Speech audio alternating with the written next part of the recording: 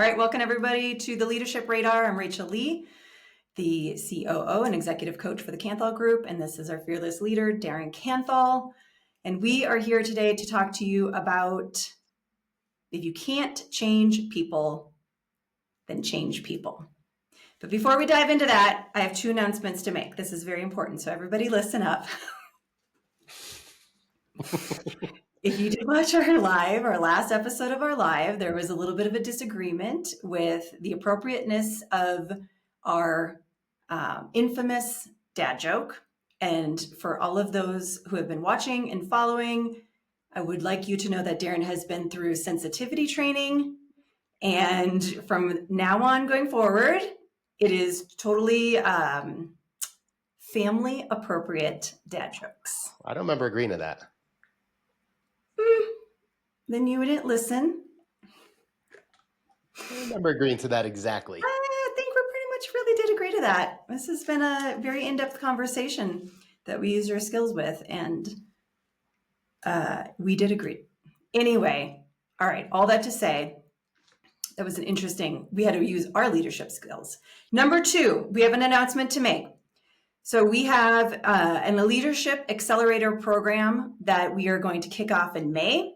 So it's for your emerging or your high potential leaders. And it is the wisdom, the skills, the knowledge that we have accumulated over years of working with high level executives and senior executives, everything that they wish they would have known earlier on in their career. We have distilled that down into a 6-month accelerator program that we are going to deliver to your high potential and emerging leaders. If you are interested in that, please head to our website. You can check it out there and have a conversation with us. So schedule a call. We can discuss it, walk through the details, give you all the good that you need to know. But if you have a leader that you are developing, please consider our Leadership Accelerator program because it's pretty awesome. That was my pitch, and I'm not very good at that. I feel like I'm on a radio show. We need Steve Burrell. Where is he? Yeah, right. Yeah, seriously. All right.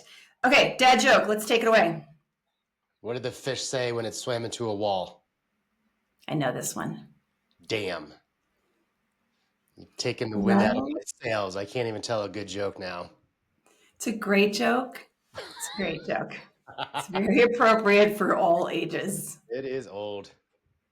All right, let's talk about if you can't change people, change people. And this is a concept that you learned. Who did you learn? It doesn't matter who you learned it from, but why don't you set us up here and give us a little backstory? I have a client of mine that told me this adage, I don't know, maybe 2 or 3 years ago, and he learned it from an old leader of his. He was telling me the story that he was talking to his leader, and he's currently a CTO. And the story came from when he was like a VP level in technology. He was talking about his team. They were underperforming. They weren't meeting his expectations. Standards weren't high enough. Processes weren't being followed. And he was, my word, complaining to his boss. And his boss said this adage to him: if you can't change people, change people. Meaning, if you can't bring people along, if you can't get them the training, if they can't meet the standards, you got to let them go, fire them, terminate them, and replace. And so that is the essence of today's conversation. Interestingly, Rachel, as you and I were talking about it, I look at it, or at least the context of the story was very external. So it's about the team and them and all of this stuff. But you brought up a great point about the internal aspect of change. Yeah, where did I write that down? Okay, this is what came up for me and I think this is just very front and center for me right now, coaching a leader who is demonstrating these behaviors, but be very clear. These are the exact notes. Be very clear if you are the one who needs to change. So as you said, if it's constantly your team, if it's constantly everybody else, that's probably an indicator that it's actually you. So as a good leader, we believe our values and how we coach you is, number one, you got to look at yourself. And it starts there. And that's part of what we talk about in this leadership bogey, is recognizing when you need to raise your own standards as a leader. And then what that cascade looks like to make sure that you bring others along and you have done all the work that is required of developing your team from that leadership perspective. Yeah? Yeah, it's a real profound story in my history that you've heard and I've told other people, where earlier in my career, sidestep. The way I was raised is just the way we talked in our house, is we resolve conflict by screaming and yelling. That was just the way we did it. As I grew up and younger in my career, I didn't scream and yell in corporate America, but I had those same type of conflict resolution styles. It was very nudgy, in your face, aggressive. I used to call it my New York. On the kind side, certain mentors and leaders would say it was quote unquote passion and enthusiasm, which it wasn't. It was just me being me, and it was aggressive and not productive, quite frankly. There was a very profound moment. I think I was 33-ish. I could be wrong on that. And I got let go, downsized from a job that I was otherwise performing well in, but I wasn't behaving well. And I literally called my mom crying. And I called my mom crying because it was so profound for me. And it was the first time that I realized that all of these stories up to that point, it was always this, right? It was you, the leader, the company, the environment, the wind, like everything but me was the problem. And it wasn't until I got let go from that job that I was like, oh my God, the only constant in every single one of these stories is me. And I haven't changed. I'm the same guy with the same chip on my shoulder, having the same outcomes. I wear out my welcome. I get fired or down. I'm doing this. I get downsized, which was a firing, but it was always me. And until I changed me, my outlook, my brain, my thoughts, my actions, my behaviors, how I resolve conflict, et cetera, until I did those things, nothing changed. Mm-hmm. And I think that's a big part of what you're saying, at least the way I'm interpreting it from my own life. Yes. The way I see it is, if you don't evolve as a leader, then all of your actions, you're just going to rinse and repeat. You're going to hire the same type of person that matches your current standards as a leader. You're going to have the same problems that you did with the previous employee, and you're going to have the same outcome where you just think, well, I'll just let them go. It's got to be them. And that cycle continues to repeat over and over and over again. And we do see it, right? It's not our ideal client, but we do see this happen. But what I'm hearing from you is, and what we have talked about is, number one, you have to be, I want to call it, hyper aware of your contribution in this story. Now, let's say you do raise your standards, right? Because great leaders develop and they evolve, and they're willing to look at their, let's just use some coach speak, but their biases and their limiting beliefs and all the things, and they raise their standard. Now what? Oh, that's a question for me? Yes. Question mark. Now what, Darren? Question mark. I do get annoyed with all these buzzy words, right? These overused sayings. And the one that I'm going to lament about now is, what got you here won't get you there. And I know it's a great book and a lot of people love that saying. The same thing holds for as leaders evolve and elevate, increase their wherewithal, raise their standards, is the people that were aligned with them at this level. When you rise, they've got to rise with you. And if they don't rise with you, they can't come with you. So if you can't change this person, i.e., can you get them the training and the experience and the tools and the skills to meet this new level? If this person is not willing to change or doesn't have the capability to rise, they have to go.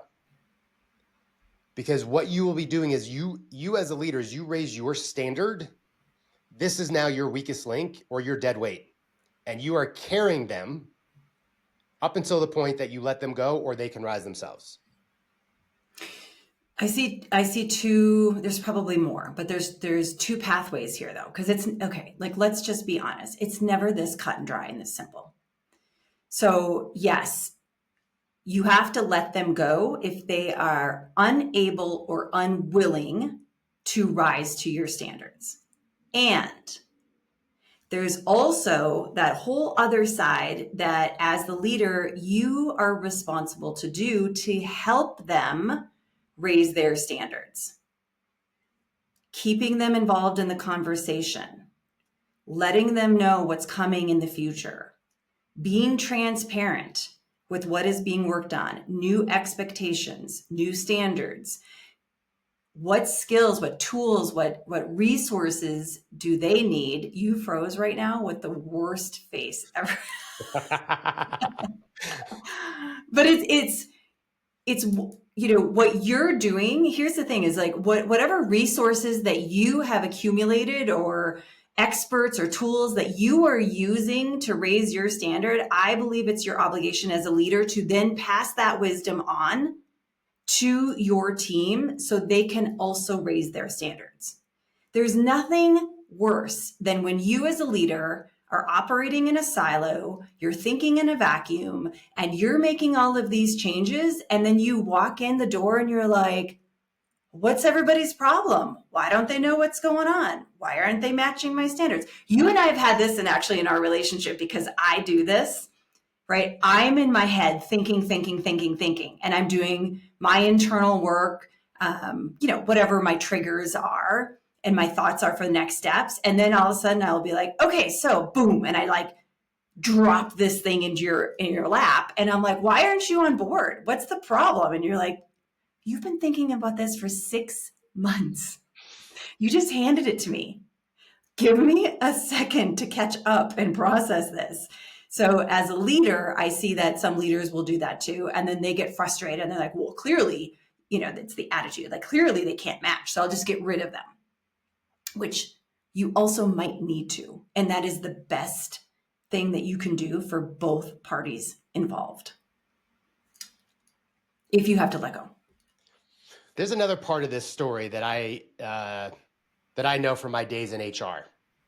I was a regional HR manager. I was in recruiting for a long time. So I was in HR for almost 20 years. And I can remember many of occasions where a leader would come to HR and say, we have to fire Rachel. And then we would say, okay, why? We'd start building out the story and we'd say, okay, where's your documentation? The leader would say, I don't have any. What conversations have you had with Rachel about her performance or behavior? I haven't. What training have you provided Rachel to improve upon the performance that she's not meeting the level? I haven't provided any training. Point being is that it's like they go from Rachel is a perfectly fine meeting expectation or exceeding expectations employee to we have to fire her. And what's often missing is the growth that you as the leader are imparting on your employees. The other part of it too is the clarity of message. It is engaging in effective conflict resolution, debate, constructive criticism, call it whatever you want. But if you as a leader never say, Rachel, you're not meeting our performance standards. Here's where I'm seeing the deficiency. Here's where I need you to be better. And quite frankly, if it's required, here's what's going to happen. Here's the consequence if you don't meet this new level. All of that stuff is missing so often. Mm-hmm. So I'll stop there. There's more I want to say, I think, but I'll stop. Well, what came up for me when you were talking about delivering that type of feedback is emotional neutrality, which is really difficult as human beings, whether we like it or not. The majority of us operate based on our emotions. Even if we think we're all evolved and we're emotionally regulated, listen, you're human, okay? You're going to have emotions. So what I see is an opportunity is to really look at when you are giving this feedback, that you're giving feedback based on facts, not your interpretation, not how you're feeling that day, not how they pissed you off because they didn't do a project a certain way, like not all that emotional drama that you might have that you probably go home and you talk to your partner about or you talk to your friends about and you're like, Rachel did this or Darren did that and I feel this way. It's got to be delivered with some emotional neutrality, which is definitely a skill set as a good leader to focus on the facts, not necessarily the character, unless it's a character problem, right? It's values, and they're definitely. I was going to use you using that joke our last episode. I'm not going to do it. I'm not going to keep burying you. I need to move on. Which brings me to, we talked about this morning, is that emotional neutrality also helps you move from what we call old story to new story. Okay, so what does that mean? You and I had to create this in our relationship. Every time that we evolve personally in our relationship, are you on your phone? I'm taking a note. Okay. Jesus. Oh my God. I'm a little edgy today. Clearly. All right, I'm not being a very good leader. Well, What was I saying? neutrality. Neutrality, old story, new story. You're distracting me. It's you. Yes, of course. You're distracting me. No, so we've had to create this, and when we have evolved and we've raised our standards, and we teach this to our clients as well. When you raise your standards, your new narrative, your new lens needs to be in alignment with the new story.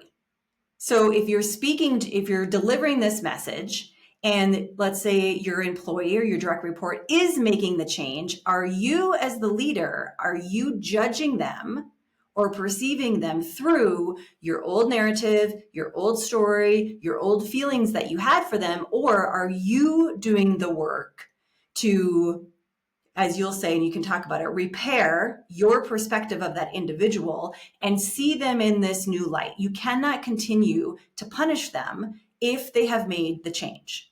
So then that becomes your obligation and responsibility as a leader to do your own internal emotional management and change your lens that you're seeing these individuals through. Old story, new story. All right, so I'm going to comment on that, and then to appease your brain, there's a note here that I do want to talk about that is not exactly relevant. Not relevant. It's not exactly a parallel or whatever I'm trying to say to the repair part. Sorry. That's okay. All right, so part of this repair part, it was something that I was taught by my therapist last year, and I see it as a triangle, and I think it's also like this continuous circle, and there's 3 parts to it. There is the relationship, there is rupture, and then there's repair. And that's the cycle. Now, what my therapist was teaching me is a lot of relationships have rupture, but then they kind of bypass repair and go back to the relationship. There's not closure, there's not understanding, there's not enough apology and forgiveness. So anyway, it's like a half-assed kind of repair.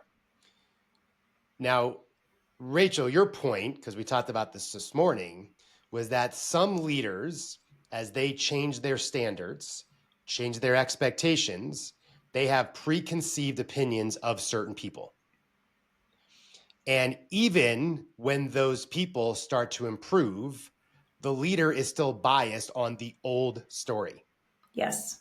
They are unwilling to repair, whether it's a rupture or not, they're not willing to repair the reputation or perception they have of the person.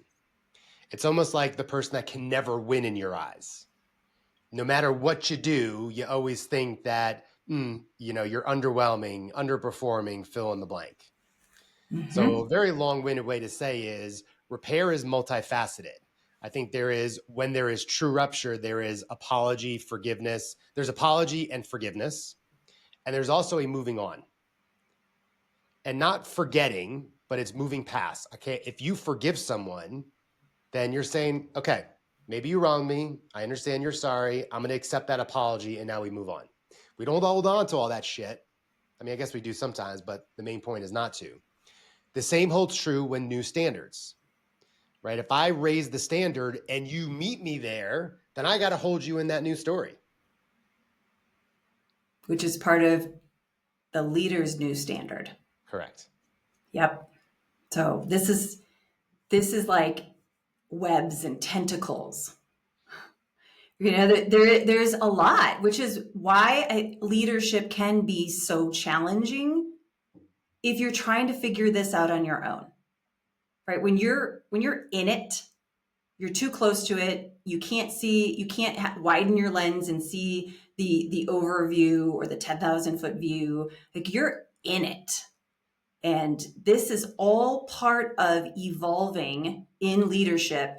And it doesn't matter what level of leadership you're in. There's always room for growth, no matter what.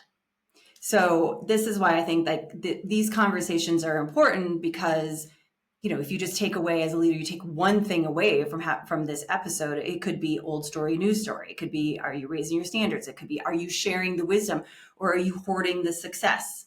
Right? I wrote a whole post on hoarding success secrets, which I think is absolute garbage, but we see people do it. So let's talk about. Wait, hold on. If you're going to segue, then I want to come back to my note that you were so upset about.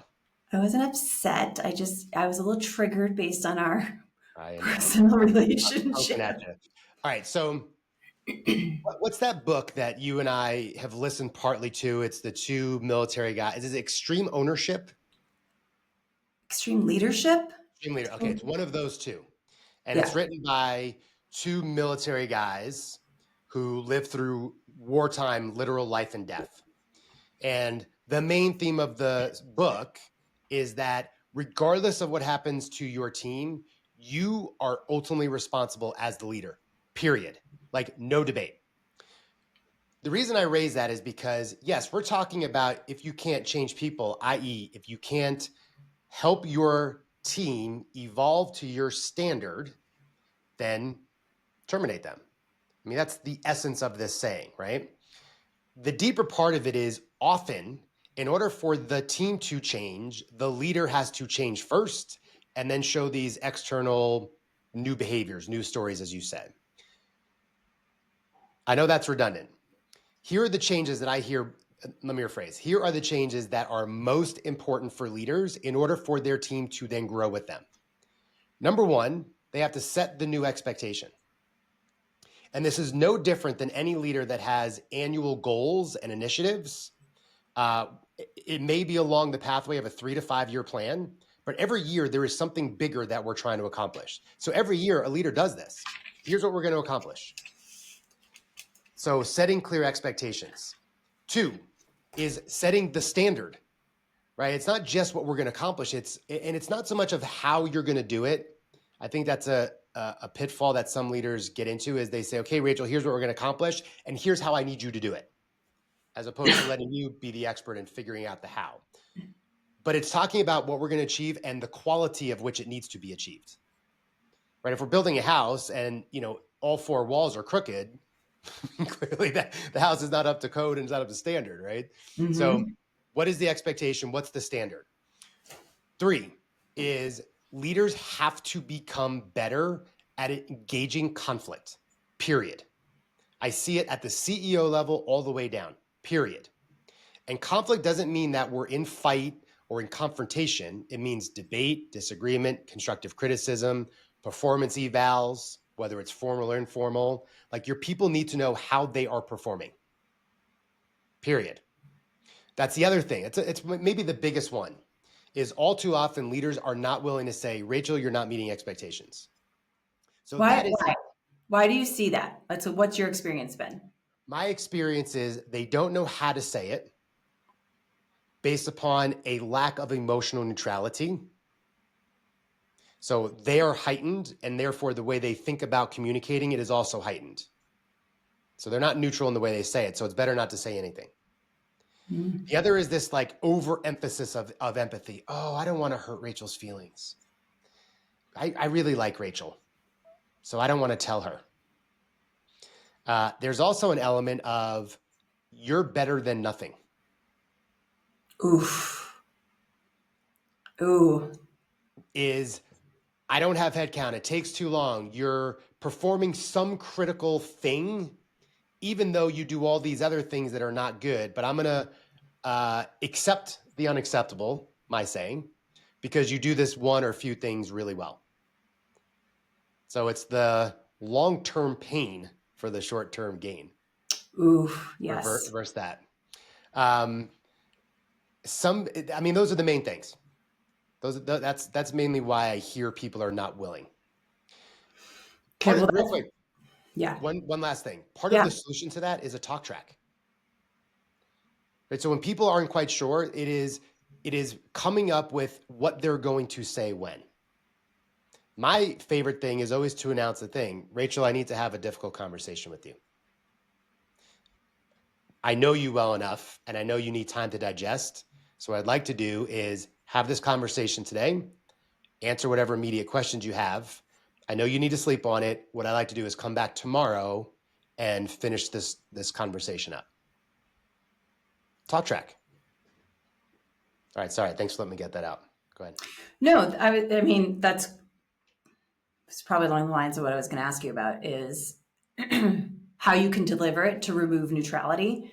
And a big piece of it is, at least in my experience, is having the conversation with yourself and writing it out from like getting yourself to emotional neutrality.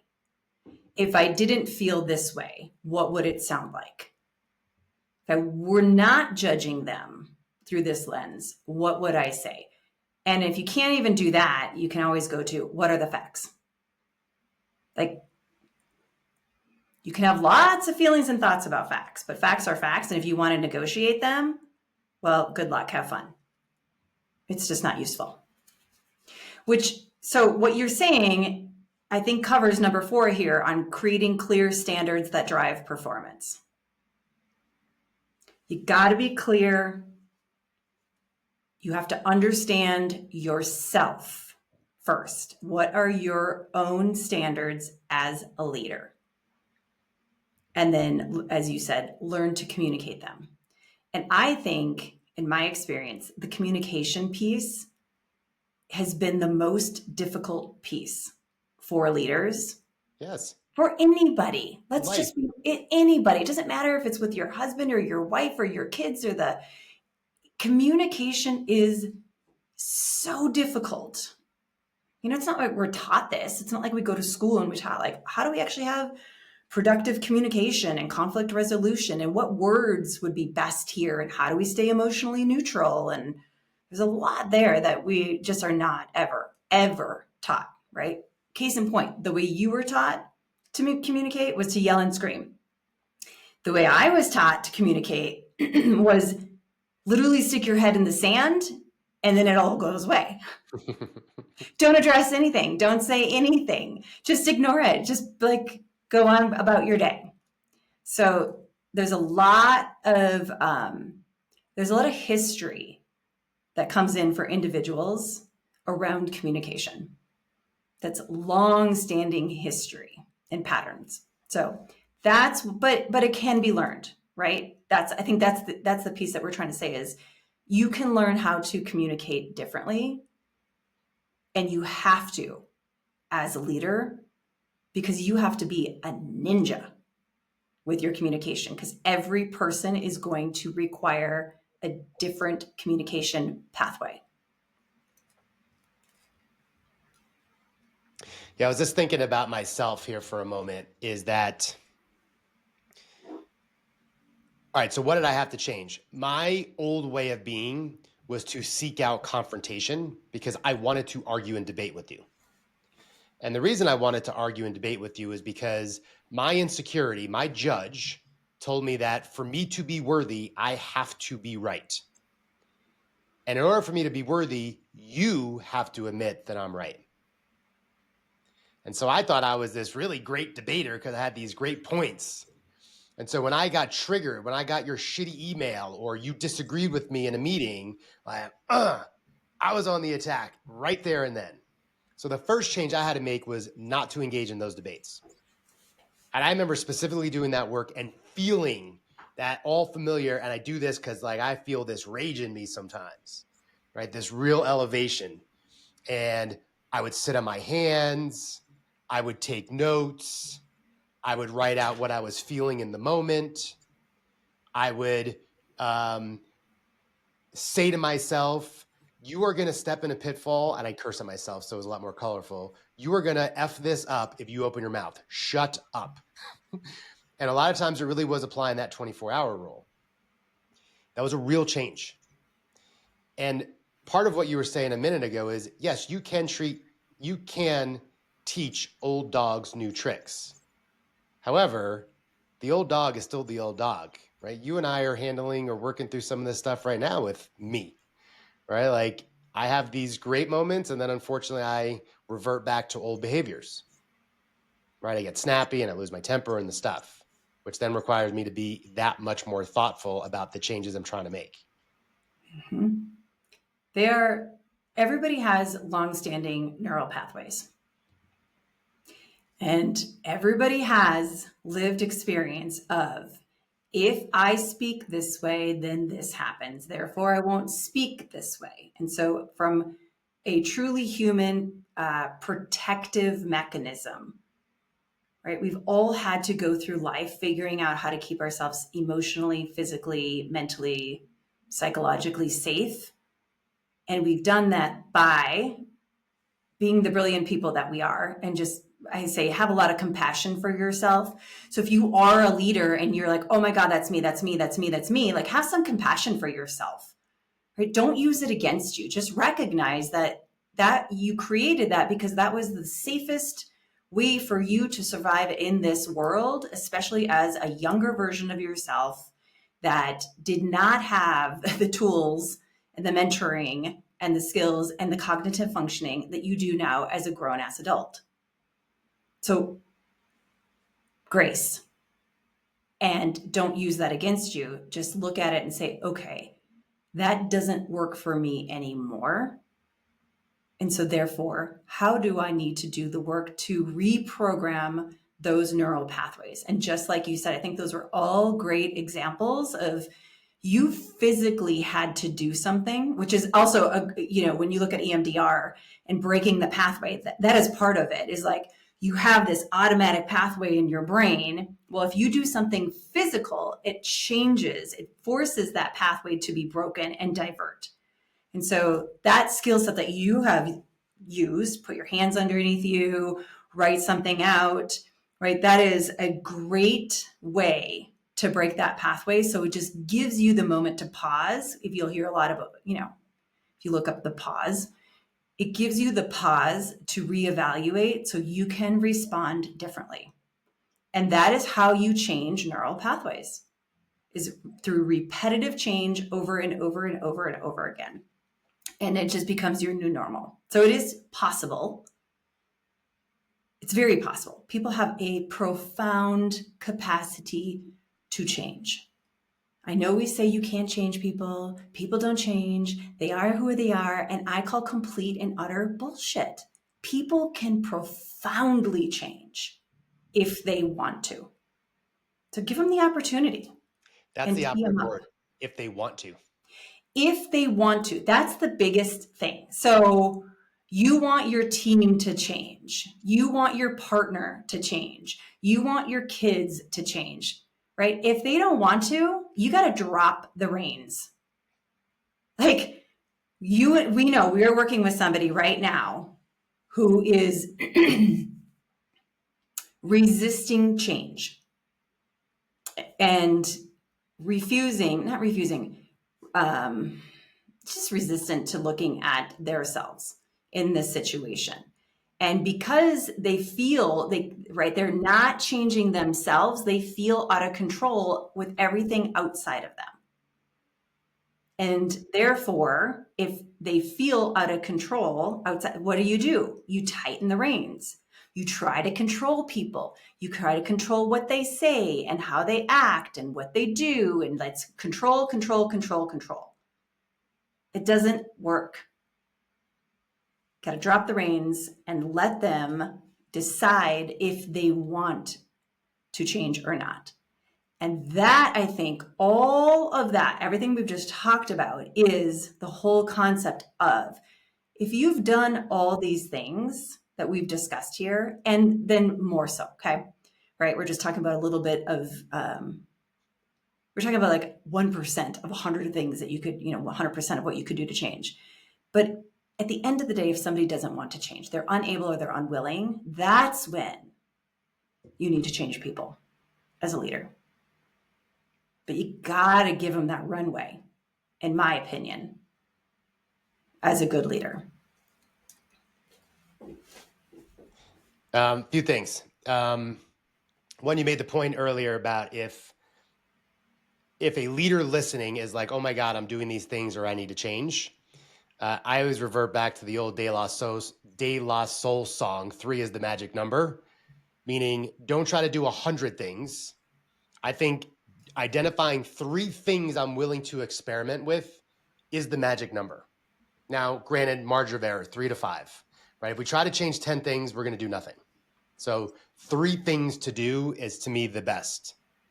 2, Frederick, hello, Frederick, had a great point talking about the talk track, which is also asking the person you're talking to, whatever the talk track is on whatever point is getting a sense of, how did that go for you?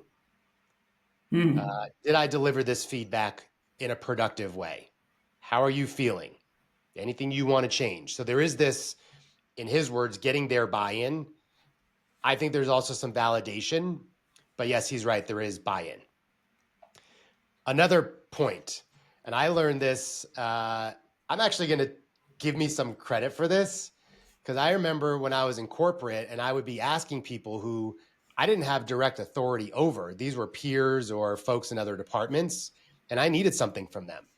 And if I asked in a way that they were willing, they would often say, when do you need it by? And I'd say, well, what's reasonable for you? What's your workload like? What would be reasonable? And almost always their time frame was faster than my own.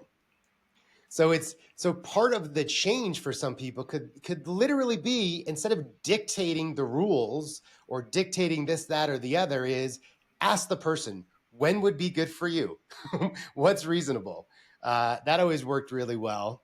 And there was one other thing that I lost. I'm not even gonna pretend to find it. So those are the few little additions. Okay, I love that Frederick mentioned that, because I think that's so profound, because what I believe happens in that situation, when you are asking and you are clarifying and you are hearing your, whatever you want to report, employee, whatever you want to call them, feedback, they're teaching you exactly how to lead them. So instead of trying to figure out, like, how do I lead this person? What do I do? I'm feeling so confused and frustrated, and why aren't they getting it? If you just, quite frankly, stop talking and start asking, like, the talking is the asking. Ask a simple, clarifying question, which is a coaching technique. Ask the question, get the response, pay attention to their response. Okay. So don't just get the response because you want the answer. Get the response because you want them to teach you how to lead them. It makes your job so much easier. But you also got to be willing to listen and stop talking. But it's a great tool, because everybody will teach. And this is true across the board in all relationships. It's a great call out the way you articulated that. It reminds me of the story. It was like a year or two ago where this guy who worked at a company, and the company celebrated people, their birthdays, anniversaries, etc. Well, this employee had some sort of social anxiety or something, and specifically asked his leader, please do not throw a birthday party for me. It's going to freak me out, or whatever he said. The leader was in essence like, well, too bad. This is what we do at our company. I think they might even thrown it as a surprise. Oh. The employee, whatever, had their reaction. I don't know if it's fair to say freak out, but had a reaction, went to their car, is my understanding, then was so shooken by the experience, that called in sick for some period of days. And during that time or shortly thereafter, the company fired this person because they weren't a cultural fit.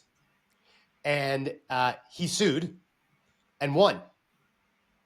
So one story related to, if you ask people what they need or what they want, or if they just tell you without you asking, honor it if it's reasonable. There is this data point. I don't remember the exact data point. I think Gallup put it out some years ago, which said one of the best ways to negatively impact engagement is to ask people what they think or what they want changed and do nothing with it. And it was saying that's an engagement crusher. So one of those other things to avoid. Real quick, because I can see your wheels spinning. Rich, hello, Rich. He said he sometimes likes to ask his employees, how do you think you are performing? Great. Great question, Rich. Straight Yep. up. There's so many great questions that leaders can, as you say, create a talking tracks, create a list of great questions. And so you don't have to remember them, because when you're in the moment, you are trying to manage your emotions. You are trying to think differently of how to motivate and inspire and communicate with this individual. You're trying to manage your perspective. And as a leader, I don't like to say this, but it is like parenting. There's a lot going on. And it's not just it's just not like, oh, we're just having this conversation. There is, like I said, lived experiences, previous retaliations, like interpretation, belief systems, culture. There's so much going on. That's why I say it's like a web when you're trying to figure out how to lead individuals. So ask great questions. And if you don't know what those are, reach out to Darren and I. I have a whole book right here of great questions. I'm happy to share them with you, because I don't want to remember them all. I'm not great at that. I have to look in my book and be like, oh, that's a really good one for this situation. So there's a lot here, and we're at time. So I'm just going to say there's a lot here that reiterates how challenging leadership is, how much of a skill set and how nuancy and complex leadership can be. And if you're thrown into a leadership position and you are not given the tools, number one, I'm really sorry that your company is doing that. And number two, this is where we excel at the Campo Group. And that's why I'm so passionate about this Leadership Accelerator program, is because too many people are thrown into leadership and they're not given the tools. And number one, yes, of course, it impacts the company. Okay, fine. We do have empathy for the company, but it really impacts the individual. And that's the piece that I'm like, well, why are we making people's lives more difficult? Life is hard enough. So tee them up, set them up, get them going from the beginning, because that will have profound impact. As you say, we talk about cascading leadership. It will have profound impact, up, down, sideways, entire organization. And it just makes your life easier as a leader if you have some support. So that's my plug, to reach out if you have emerging or high potential leaders or upcoming leaders, or somebody that's in a leadership position where they're raising their hand and they're saying, please help me. So reach out to us about that. And we are here next week. Yes. I don't even know what day it is. Yes. Okay, we are here next week. I have one last thing. This is a okay. challenge. Sorry, I did not clarify if you would like to share one last thing. That's okay. I'm going to take the floor anyway. This is a real world example that is specific and general of how, when we as the leader change with one small little thing, how we watch our team change. I have coached many a micromanager who were the bottleneck for their entire team. The simple change they made is when an employee came to them and said, hey, boss, how do I solve this problem? The single change they made was, how would you suggest we go about solving this problem? It took time. It wasn't immediate. 3 to 6 months is usually what it takes. But they changed their mindset. Instead of solving the problem, to say, how would you do it? The employee has a chance then to let their leader know how they think. The leader then can assess your approach. Is it good, bad, or indifferent? They can course correct as necessary. And by the way, a lot of employees will surprise you with their creativity and empowerment. And the leader grew, the team grew, the new standard was the team could solve problems. And all of a sudden she was, not all of a sudden, over 3 to 6 months, they were no longer the bottleneck. So real world scenario, if you find you are often solving your team's problem, change your approach and simply ask, how would you do it?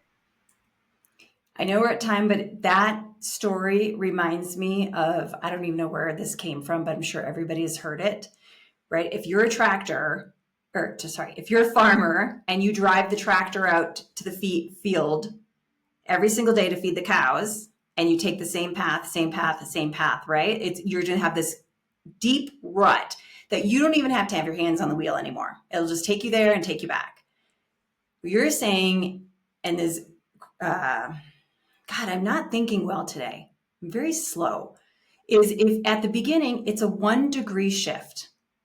If that farmer turns the steering wheel just 1 degree, like your leader did, one question differently, a mile out, you're going to be at a completely different place. Does that make sense? Yeah, I see it differently, but I have to go. Great. Good But I talk. understand your point. Small degrees of change over the long haul are Thank you. significant evolution, Yes. change, brisk direction, etc. Thank you for bottom lining, because I can't bottom line today for whatever reason. I need a snack. All right. We'll see you all next Tuesday. We're going to talk about emerging leaders, values, and identity. So do not miss that one. Bye. Bye.